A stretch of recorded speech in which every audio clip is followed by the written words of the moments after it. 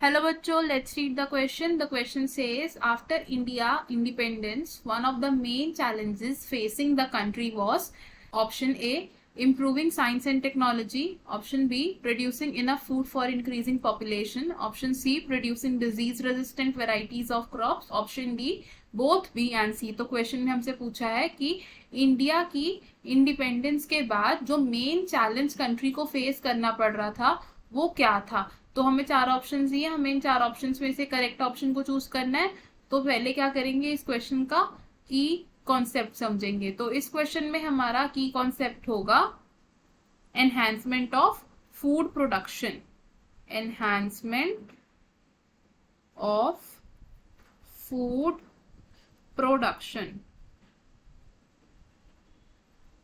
अब food production क्या है, ये एक बेसिक नेसेसिटी है हमारी, बेसिक नेसेसिटी।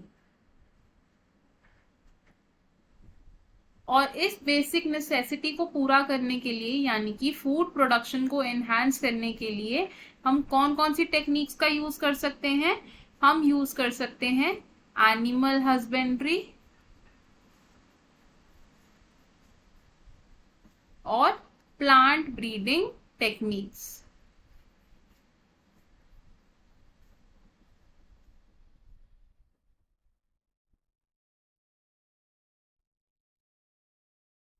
तो अब इंडिया की इंडिपेंडेंस के बाद क्या हुआ कि population was rising rapidly, population was rising rapidly.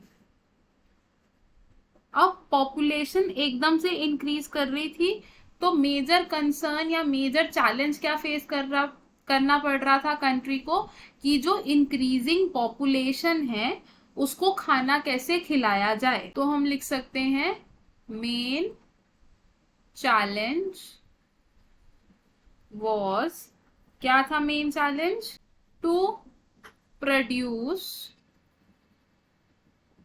Enough food for the increasing population, enough food for increasing population। क्योंकि पॉपुलेशन इंक्रीज हो रही थी, तो उस इंक्रीजिंग पॉपुलेशन को सफिशिएंटली खाना खिलाने का मेन चैलेंज कंट्री फेस कर रही थी।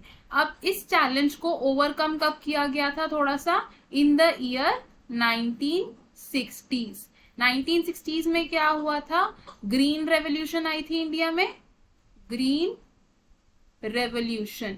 और ग्रीन रेवोल्यूशन का मेन एजेंडा क्या था, to increase grain production, to increase grain production.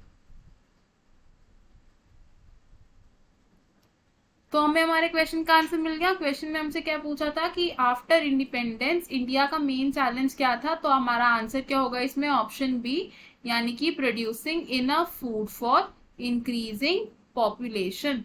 तो हम इसे लिख लेंगे, we will write option B is correct. अब देख लेते हैं कि बाकी ऑप्शंस क्यों इनकरेक्ट है। Option A says improving science and technology, तो इंडिया का ये मेन चैलेंज नहीं था आफ्टर इंडिपेंडेंस, तो इसलिए ये ऑप्शन हमारा रॉन्ग हो जाएगा।